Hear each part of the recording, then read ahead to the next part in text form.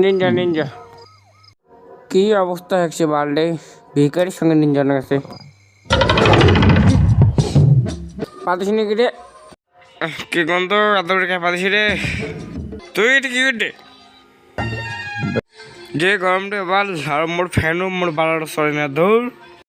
আরে থাকছিস এটা ঠিক আছে লাউড় তোর এটা পাদিন নাকি তো তোর কেন সে এটা পাতিস জাল এ লাউড় বেটা ও মা 10 বারটা ধূপ করে ধরি তো বেটা